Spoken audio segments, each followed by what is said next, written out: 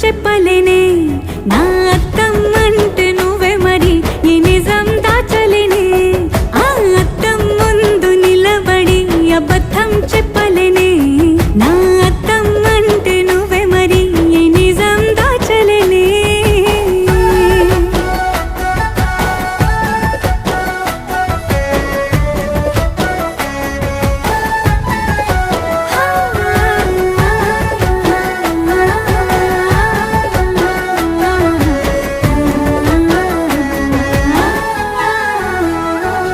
నీకు నచ్చిన సంగీతం ఏంటి